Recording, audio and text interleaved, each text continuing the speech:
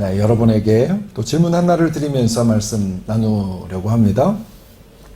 만약에 하나님께서 우리 인간들에게 말씀하시고 싶어하는 주제가 하나 있다.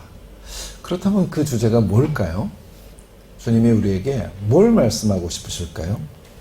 여러분 어떻게 생각하십니까? 좀 더 쉽게 이렇게 말씀을 드리자면 만약 하나님께서 우리에게 너무나 알려주고 싶은 비밀이 있어서 이 땅에 직접 오시려고 했었고 정말 오셨습니다.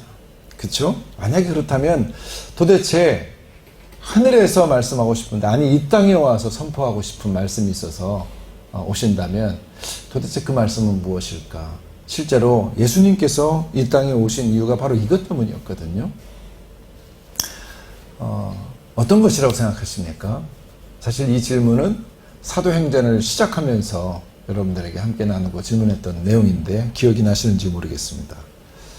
무엇일까요? 또 이게 중얼거리지도 않으시는데 기억이 나시는지 모르겠는데요. 그럼 마태복음 4장 17절 말씀이죠.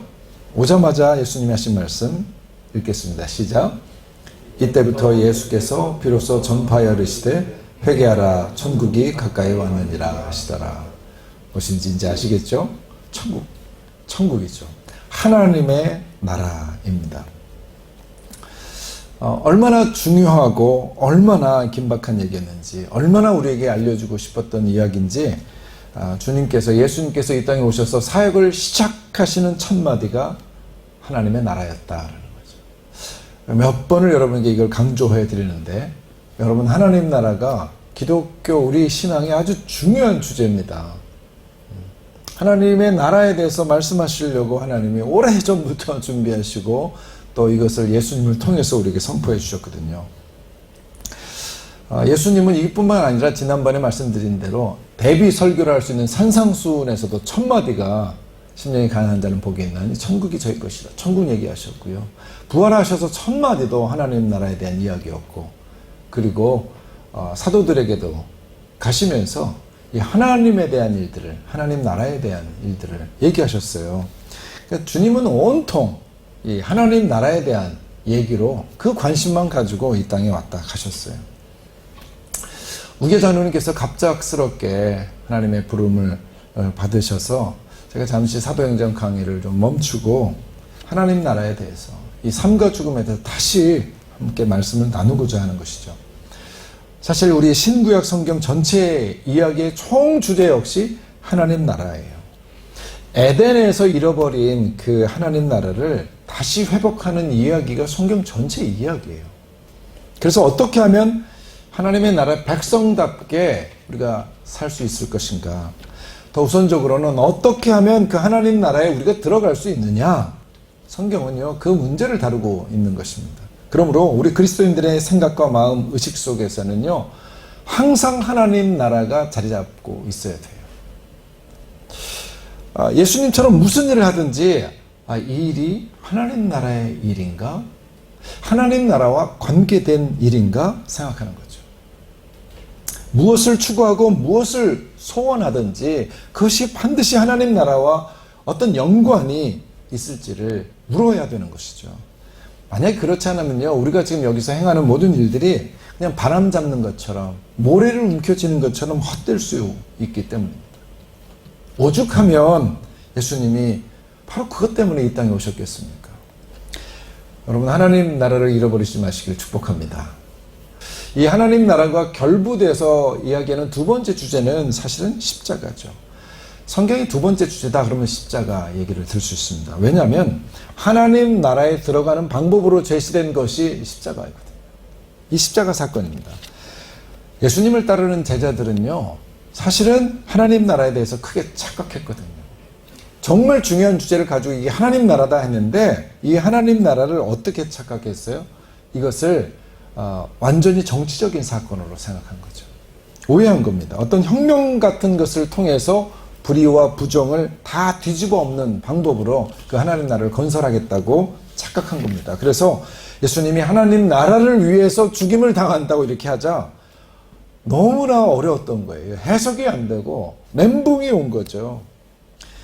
결국 총체적인 실망으로 인해서 예수님을 배신하고 뿔뿔이 흩어지는 일까지 저지릅니다. 결국 성경이 그렇게 강조했던 하나님의 나라는 예수님의 십자가만을 통해서 들어갈 수 있는 곳이었어요. 따라서 우리들 역시 자기 십자가를 지고 우리 주님 예수님을 쫓아야 한다. 이렇게 주님은 그렇게 말씀하십니다. 십자가 없이 하늘나라가 없는 거예요. 그러므로 십자가 없는 축복만 누리려는 그런 크리스천의 삶이 가짜 삶일 수 있는 거예요. 짝퉁 그리스도인의 삶이 될 수 있는 거예요. 예수 믿으면서 전혀 손해보지 않겠다. 그렇게 하는 것은요, 예수를 안 믿는다 라는 말과 사실은 같은 말이 될 수 있고요. 예수 믿으면서 나만 잘 살겠다 하는 이 마음은요, 하나님 나라에 가지 않겠다 라는 말과 사실은 같은 말이에요. 오늘날 많은 그리스도인들이 이렇게 십자가를 져야만 하는 일들, 이런 일들은요, 조금도 생각하지 않고 그 일들이 생기면 실망하고 실족해서 예수님도 안 믿겠다고 하는 그런 분들이 종종 이렇게 생겨요. 그래서 교회를 떠나는 분들도 꽤 있습니다. 어떤 직분 때문에 안 돼서 나는 자존심이 상해서 떠나기도 하고요. 하여튼 십자가 지는 일은 고사하고 조금만 손해봐도요, 교회 안 다니고 이런 일들이 비일비재하게 일어납니다. 그건 뭡니까? 그렇게 함으로 인해서 사실은 그들이 예수님을 가짜로 믿었다는 것을 증명하는 셈일 뿐이죠. 지난주 성경 말씀 또 아니면 설교 말씀을 기억하시는지 모르겠어요. 여러분, 어떻게 살 것인가를 고민하기보다 어떻게 죽을 것인가 이것을 생각하는 것이 더 지혜롭고 영적인 삶의 답을 얻을 수 있다고 말씀드렸습니다. 가는 길에 제 동생 우리 형정사모가 오빠는 설교가 너무 센데 그렇게 얘기하시더라고요. 네가 잘못 살고 있는 거야, 제가 얘기했어요. 여러분, 죽을 것인가를 생각해야죠. 어떻게 죽을 것인가. 그렇게 말씀을 드렸는데 오늘 새벽에 우장로님 먼저 소천 받으시니까 다시 이 말씀이 생각나는 거예요. 언제 어떻게 주 앞에 갈 줄 모르는데 이것을 생각하여 살아가는 것이 정말 지혜로운 삶이 아니겠습니까? 이번 주에도 우리 장로님 찾아가서 말씀을 드렸거든요. 예수님이 장로님 실망시킨 적 있습니까? 제가 그랬죠. 장로님 제가 알거든요. 나는 예수 믿고 복만 받은 사람이죠. 저한테 얼마나 잘하셨는데 내가 이렇게 해도 하나님 해주시고 그랬어요. 근데 고통스러워 하셨거든요. 왜 가지 못하게 그냥 막으시냐고. 아픈데 자꾸 정신도 흐려지는데 왜 자꾸 소송이 진행이 안 되냐고 하시길래 그랬죠. 그래서 장로님, 근데 하나님은 장로님에게 정말 잘해주셨는데 장로님은 하나님께 해드린 게 혹시 무엇인지 기억이 나세요? 가만히 계세요. 그래서 지금 이렇게 어렵고 힘든데 기도하시고 하나님 이제 이 힘들고 어려운 고난 주님을 위해서 감당하겠습니다. 그런 마음으로 잘 좀 이겨내시길 바랍니다. 말씀드렸는데 함께 기도하는 중에 많이 우셨어요. 회개하셨어요. 하나님 죄송합니다. 잘못했습니다. 우시더라고요. 그렇게 기도하고 또 오늘 아침 소식을 들었는데 하나님이 준비시키셨구나 하는 마음을 가졌습니다. 여러분, 어떻게 죽을 것인가? 그것이 정말 중요합니다. 마지막으로 하나님 나라와 연결된 성경의 세 번째 주제가 바로 부활입니다. 만약 기독교에 십자가만 있고 부활이 없다, 그러면 기독교야말로 정말 비참한 종교죠.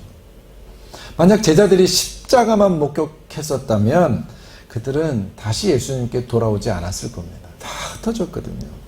그래서 오늘 본문의 앞구절이 되는 고린도전서 15장 17절부터 19절에서 바울은 이렇게 말하고 있죠.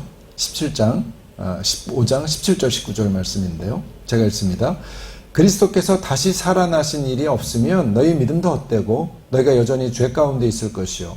또한 그리스도 안에서 잠자는 자도 망하였으리니 만일 그리스도 안에서 우리가 바라는 것이 다만 이 세상의 삶뿐이면 모든 사람 가운데 우리가 더욱 불쌍한 자이리라. 그리스도의 부활이 없으면 우리의 믿음도 헛되고 우리는 여전히 죄인으로 남아서 망했을 것이라는 말입니다. 자, 그러므로 부활이 없다면 우리가 이렇게 시간 내서 예배드리는 이것도 그냥 헛된 일이에요. 그리스도인들은 인생 전체를 사기당한 가장 불쌍한 사람들이 될 것이다 라는 거죠. 부활이 없다면, 부활이 없으면요 하나님 나라도 없는 거예요. 부활이 없으면 성경이 다 무너지게 되어 있습니다. 거짓말이 되는 거예요. 부활이 없으면 기독교 자체가 존재할 수가 없어요. 그렇다면 반대로 이 말은 기독교의 핵심이 부활에 있다는 것을 말해주죠. 그래서 기독교는 부활의 종교라고 얘기를 합니다.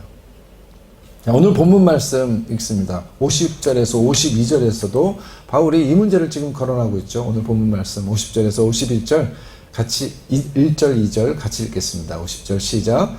형제들아 내가 이것을 말하노니 혈과 육은 하나님 나라를 이어받을 수 없고 또한 썩는 것은 썩지 아니하는 것을 유업으로 받지 못하느니라. 보라 내가 너희에게 비밀을 말하노니 우리가 다 잠잘 것이 아니요 마지막 나팔에 순식간에 홀연히 다 변화되리니 나팔 소리가 나매 죽은 자들이 썩지 아니할 것으로 다시 살아나고 우리도 변화되리라. 아멘. 자 51절 보면 보라 내가 너에게 비밀을 말하노니 이렇게 지금 얘기해요. 바울 사도는 우리에게 비밀을 말해 주겠다고 하는데 사실 제가 오늘 말씀의 제목을 소망의 비밀이다 이렇게 오늘 설교 말씀 제목을 정했습니다. 비밀이 뭡니까? 아주 값지고 또 소중한 것 아니겠습니까? 그런데 이 비밀이 뭐냐? 50절부터 소개하고 있죠. 혈과 육은 하나님 나라를 유업으로 받을 수 없고요. 하나님의 나라를 유업으로 받는 것에 대한 비밀. 그 비밀이에요. 엄청나고 중요하고 아주 핵심적인 이 비밀. 51절에 보니까 썩지 아니할 것으로 다시 살아나고 변화된다. 부활에 대한 비밀입니다. 그러므로 사도 바울이 알려주는 비밀이란 성경의 가장 중요한 주제 하나님 나라와 부활에 대한 얘기예요. 부활하면 뭐 하는데 하나님 나라 가요. 하나님 나라와 부활 이것이 바울 사도가 그토록 우리에게 알려주고 싶어서 자기가 발견한 비밀입니다. 그럼 어떻습니까 여러분? 이 비밀을 알게 돼서 여러분들 많이 놀랐습니까? 놀란 얼굴 하나도 제가 지금 보지 못하는데 사실 오늘 말씀의 제목이 소망의 비밀이라기보단 제가 제목을 다 알려진 비밀 이렇게 하고 싶었어요. 왜냐면요 제가 이 소망의 비밀 했는데 뻔해요. 별로 기대치도 않을 거예요. 본문 읽고 그게 다 알려진 비밀이죠. 흔한 비밀이에요. 그래서 불신자들도 이미 다 들어서 알게 된 공개된 비밀. 그래서 하나도 신비롭지도 않고 전혀 관심도 없는 비밀. 사실 부활은 이제 비밀도 아니죠. 흔하게 퍼져 있습니다.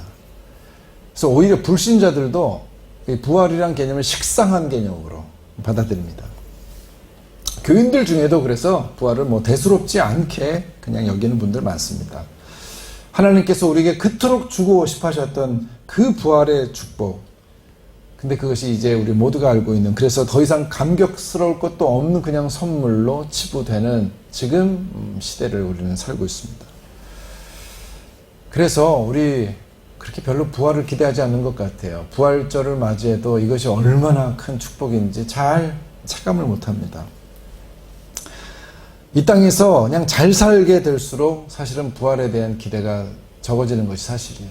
그래서 예수 그리스도의 소식은요 없는 자들 가난한 자들, 힘든 분들, 그런 분들에게 새 소식이고요. 귀족들, 왕이들, 부유한 사람들은 예로부터 복음을 잘 받아들이지 않았어요. 신기하죠? 이 땅이 누릴 것이 더 많기 때문에 그랬죠. 그래서 예수님도 우리가 이렇게 변할 것을 알고 계시는 듯한 비유를 우리에게 이미 들려주셨어요. 왕의 잔치 비유였죠.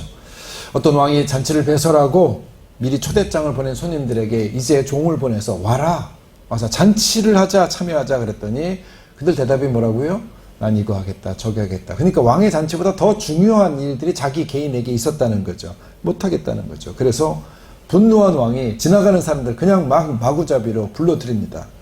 그리고 초대했던 손님들을 심판한다는 내용의 이 비유를 예수님이 말씀하셨습니다.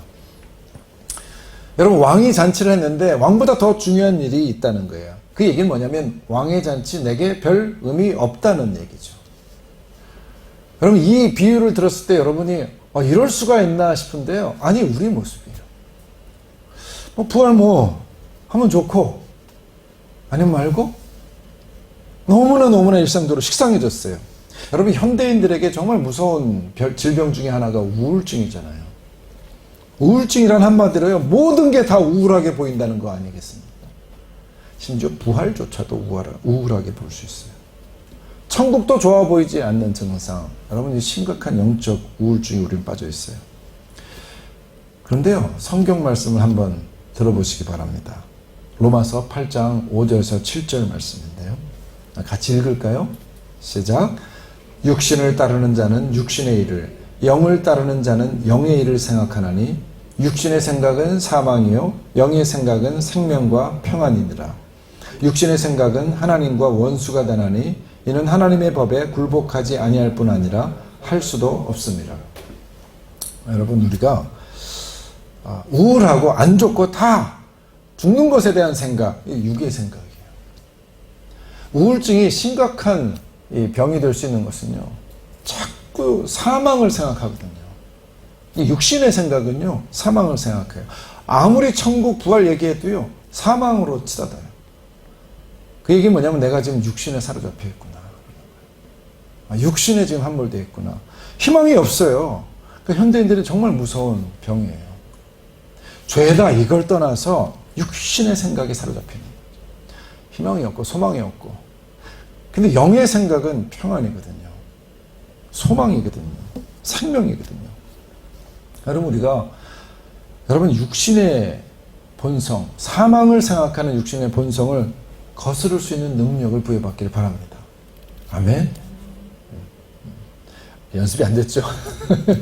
여러분 축복하는 거예요.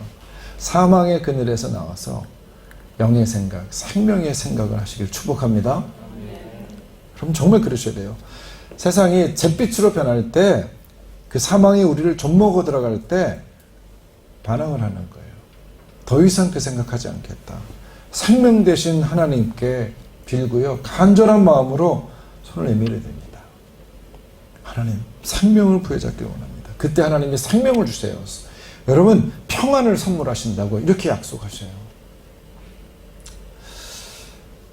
여러분, 정말 생명을 붙들기 바라고 살 소망을 가지고 계시기 바라요. 현대인들 너무너무나 지금 영적인 어려움에 처해 있어요. 살 소망이 끊어져요. 아직 나이 50이 되지 않은 한 젊은 실업가가 있었는데요. 젊을 때 외국에서 유학 생활을 하면서 많은 고생을 했습니다. 그래서 그렇게 공부를 해서 학위를 땄습니다.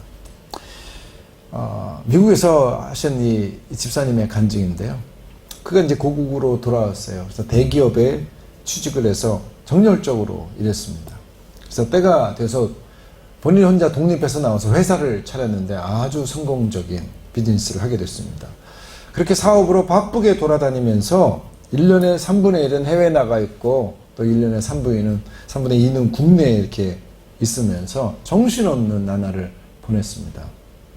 근데 어느 날 여행을 이렇게 마치고 돌아오는 길에 감기에 걸린 거예요. 근데 2주일이 지났는데도 몸이 영 개운치 않고 계속 힘든 거죠. 그래서 오랜만에 좀 진찰을 받아야 되겠다. 병원에 가서 진찰을 했는데 그 결과 뜻밖에도 급성 간암이었다는 거예요. 의사가 거의 사형 선고를 내렸어요. 얼마 못 가실 겁니다. 그분이 그때 그런 말씀을 하셨어요. 이런 시간이 내게 올 줄을 알았더라면, 이런 일이 내게 있을 줄 미리 알았더라면 결코 지난 날처럼 살지 않았을 것입니다. 이런 시간이 내가 올 줄을 알았더라면 절대 지난 날처럼 살지는 않았을 것이다. 가슴 아픈 고백 아닙니까? 여러분, 근데 가만히 생각해 보면 이 이야기가 무슨 특별한 이야기입니까? 너무도 상식적인 이야기, 흔하게 일어난 일, 그래서 식상한 얘기죠.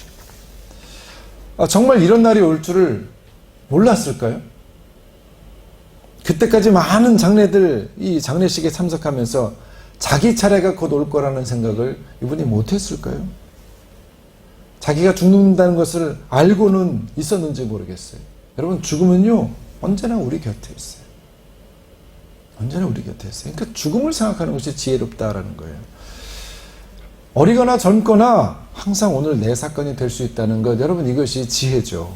그것이 죽음입니다. 그런데 죽음을 앞둔 그가 이렇게 죽게 될 줄 몰랐다 이렇게 말하고 있는 거예요. 그 지식인이, 그 박사학위를 가진 분이,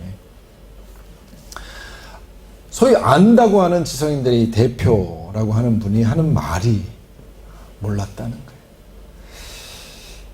병원 침대에 앉아서 지난날 외국 유학 시절에 고생을 한 얘기를 하는 거예요. 남보다 더 나아지려고 지식을 추구했고 학위를 원했습니다. 또 돈을 그래서 가지게 되었습니다. 사랑도 얻었고 아주 행복한 가정도 이루었습니다. 명예도 얻었고요. 소위 업적을 쌓았고요. 성취감도 누리면서 살았습니다. 그렇게 많은 사람들의 기대를 받으면서 세계를 향해 뛰는 젊은 실업가다라는 그런 명예를 얻었다고 그래요. 근데 몇 달의 시한부 선언을 받은 지금 바짝바짝 다가오는 죽음 앞에서 허무함과 무상함을 느낀다고 그렇게 고백을 합니다. 도대체 이게 뭔가? 이렇게 끝난다면 난 도대체 무엇인가? 허탈하다는 거예요. 지금까지 이 많은 수고가 무슨 소용이 있었는가? 여러분 이것을 구체적으로 하나하나 생각해 보면 실감이 되는 거예요. 너무 허무하다는 거죠. 근데 이게 남의 이야기인가? 이게 남의 이야기입니까? 나와는 거리가 먼 이야기일까요? 우리는 도대체 무엇을 알고 있는 건가요? 죽음 안다면서 아는 대로 살고 있는가?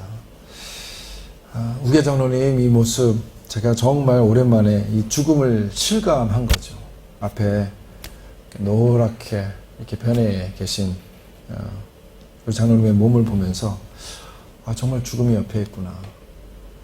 제가 이 잠시의 시간인데 가슴이 이렇게 콕 내려앉더라고요. 정말 옆에 있는데. 제가 자주 이렇게 찾아뵀던 분인데 이제 곁에 없는 거죠. 여러분, 그럼 여러분 부활을 정말 알고 계시는 거죠? 이게 머릿속으로 말고요. 내가 하나님을 알듯이 예수 그리스도를 알듯이 야다로 경험적으로 그분을 알고 있는가라는 거예요. 실제적인 지식을 소유하고 있는가? 여러분 지금 부활을 자신의 삶으로 누리고 알고 있는가를 좀 질문하셔야 돼요. 만약 그렇지 않다면 부활은요 오늘도 여전히 우리들에게도 여전히 감춰져 있는 비밀로 남아있는 거예요. 정보로만 알고 있는 거죠. 우리 55절 말씀을 함께 읽겠습니다. 55절 말씀 시작. 사망아 너의 승리가 어디 있느냐? 사망아 내가 쏘는 것이 어디 있느냐? 자, 그러므로 부활의 이 비밀이 우리에게 리얼리티죠. 현실이 되려면 우리는 앞서 소개한 그 실업가가 직면한 그 문제, 죽음을 고민해야 되죠. 죽음의 위력 대단하잖아요. 뭐라고요? 사망은 우리를 향해 독침을 쏘고 있대요. 죽음은 우리와 싸워서 늘 승리한대요. 왜냐하면 우리도 누구도 죽음을 이기지 못하니까요. 그 죽음의 권세 위력이 대단하다는 거죠. 모든 걸 다 소멸합니다. 여러분 많이 배웠습니까? 죽음이 찾아오면 그토록 열심히 배웠던 모든 것들이 다 쓸데없는 것들이 돼요. 여러분 돈 많이 벌었습니까? 죽음과 함께 그것들 아무 상관도 없는 것이 되죠. 인정받습니까? 인기가 혹시 있습니까? 죽음의 화살 앞에 다 소멸됩니다. 모든 가치가 죽음에 그냥 걸려 있고요. 모든 행위가 죽음으로서 끝이 납니다.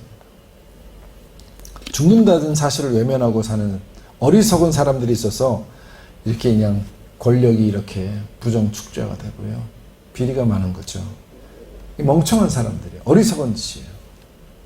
이 땅만 바라보고 사는 거예요. 조금만 더 지혜로웠다면 그 바보 같은 짓 안 할 텐데 왜 이 죽음의 문제를 우리가 생각하지 않는가? 어떤 사람은요, 나 죽으면 이제 끝이다.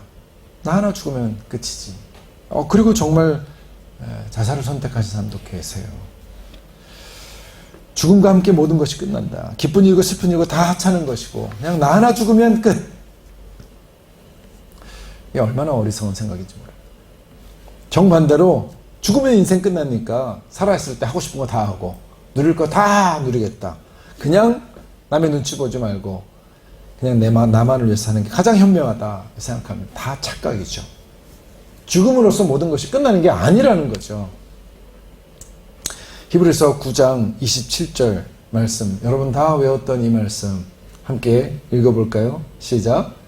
한 번 죽는 것은 사람에게 정해진 것이요 그 후에는 심판이 있으리니. 우리는 이 말씀을 믿는 사람들이에요. 그리스도는 이 말씀을 믿는 사람들이에요. 그러므로 죽음에 대한 해결책이 없는 사람은 누구든지 어리석은 사람이에요. 죽음에 대해서 바른 해답을 갖지 못한 채 진행하는 그 모든 일들은요, 결국 다 쓸데없는 일이 되고 마는 거예요. 그러므로 정말 지혜 있는 자가 되기 위해서 여러분 스스로 질문을 해야 되는 거예요. 하나님 나라에 관계된 일이 아니면 내가 하는 모든 일들이 쓸데없다니까요. 많은 지식들이 다 허탈하게 될 뿐입니다. 예수님께서 어느 부자가 죽음을 고려하지 않고 돈 버는 일에 집중해서 나중에 창고에 쌓아두고 이것을 누리겠다. 주님이 정말 얘기합니다. 어리석은 자야. 어리석은 자입니다. 여러분 무엇을 위해서 사느냐? 그럼 근본적인 이 문제에 대한 답을 가지고 살지 않는 한 여러분 우리가 정말 어리석은 일들을 계속 추구하면서 거기서 울고 불며 어리석은 일들 때문에 우리는 그저 사로잡혀서 그 일들에 죽느니 사느니.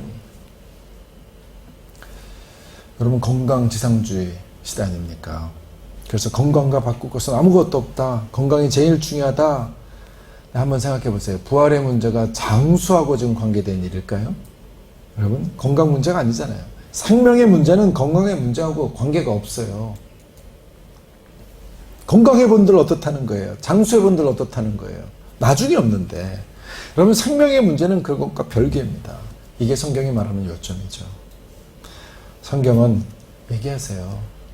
요한복음에서 나는 부활이요 생명이니 나를 믿는 자는 죽어도 살겠고 무릇 살아서 나를 믿는 자는 영원히 죽지 아니하리라. 이게 장수의 문제입니까? 부유함에 대한 것입니까? 자아실현에 대한 것입니까? 건강에 대한 것입니까? 아무것도 아니에요. 여러분 성경은 생명의 문제, 부활의 문제를 지금 말씀하고 있는 거죠. 53절, 54절 말씀 한번 읽을까요? 53절, 54절 말씀입니다. 시작. 이 썩을 것이 반드시 썩지 아니할 것을 입겠고 이 죽을 것이 죽지 아니함을 입으리로다. 이 썩을 것이 썩지 아니함을 입고 이 죽을 것이 죽지 아니함을 입을 때에는 사망을 삼키고 이기리라고 기록된 말씀이 이루어지리라. 아멘. 사망을 이기는 때, 그럼 우리가 부활할 때요. 여러분 썩을 것이에요. 흙에서 난 모든 것들은 썩을 것이에요. 금강석도요 하나님의 마지막에 다 사라지게 만들 것들이에요. 이것을 우리가 계속 입고 이것을 취하겠다. 여러분 이것이 어리석은 일이죠. 말씀을 정리합니다. 우리는 부활의 종교를 믿고 있는 거예요. 특별히 하나님 나라를 믿고 있는 사람들이에요. 그래서 본문이 이렇게 결론 짓고 있죠. 58절 말씀 제가 읽습니다. 그러므로 내 사랑하는 형제들아 견실하며 흔들리지 말고 항상 주의 일에 더욱 힘쓰는 자들이 되라. 이는 너희 수고가 주 안에서 헛되지 않은 줄 알미라. 우리의 수고 왜 헛되지 않아요? 부활을 믿는 사람이 하는 수고는 헛되지 않아요. 그것이 하나님 앞에 다 계산됩니다. 흔들리지 않습니다. 부활을 바라보고 여기서 시간을 보내길 바랍니다. 부활만 바라보고 시간을 보내라는 얘기가 아니라 부활을 정말 믿는다면 이곳에서 살 때 하나님 나라에 갈 수 있는 여러 가지 그러면 투자를 하시라는 거예요. 그럼 그것이 십자가예요. 그것이 십자가예요. 여러분 생각해 보십시오. 한국에서 아무리 돈이 많은 사람이라도 한국 돈 여기서 유의해서 한국 돈은 휴지 조각이에요. 그것 가지고 뭘 살 수가 없어요. 그 돈을 이 나라에서 살 수가 없죠. 디람으로 환전을 해야지만 받아주죠. 그게 가치가 생기는 거 아닙니까? 그러므로 여러분 우리가 부활을 생각할 때 환전 개념을 생각하셔야 돼요. 하나님 나라에 가면 이 땅의 것 가지고 환전이 안 돼요. 그 나라 것으로 환전하셔야 돼요. 그 나라에서 가치 있는 것으로. 그래서 주님은 이 땅의 재물을 쌓지 말고 하늘나라의 재물을 쌓으라고 그랬습니다. 하나님 나라에서 쓰이는 돈으로 바꿔야 됩니다. 그런데 그 환전은 지금 여기서 하는 거예요. 지금 여기서 하는 거예요. 이곳의 제물로 하나님의 나라의 제물로 환전해야 되는 거예요. 여기서 다 쓰지 마세요. 이 땅의 제물을 막 낭비하지 마세요. 하나님 나라의 돈으로 환전해서 쌓아놓으라는 얘기예요. 예수님이 그 어리석은 부자를 책망하면서 이렇게 말씀하시죠. 자기를 위하여, 누가복음 12장 21절, 자기를 위하여 재물을 쌓아두고 하나님께 대하여 부요하지 못한 자가 이와 같으리라. 여러분, 그러므로 주 앞에 쌓기를 바랍니다. 주 앞에 쌓기를 바랍니다. 이 하나님의 말씀을 하나하나 지키면서 여러분들의 재물을 사용하고 시간을 사용하면 하늘나라의 가치로 바뀌어질 거예요. 여러분, 생명을 사랑하십시오. 사망으로 음침한 곳에 자꾸 들어가지 말고 거부하고 생명을 사모하시고 그 생명을 하나님께 구하십시오. 하나님께 구하는 자에게 하나님 생명을 주십니다. 하나님 나라의 소망으로 채워질 줄 믿습니다. 할렐루야. 이 시간 다시 한번 예수 사랑합니다. 이 찬양을 하면서 주님 앞에 예수만이 전부라는 사실, 하나님 나라의 가치를 다시 한번 선포하고 고백하겠습니다. 예수 사랑합니다.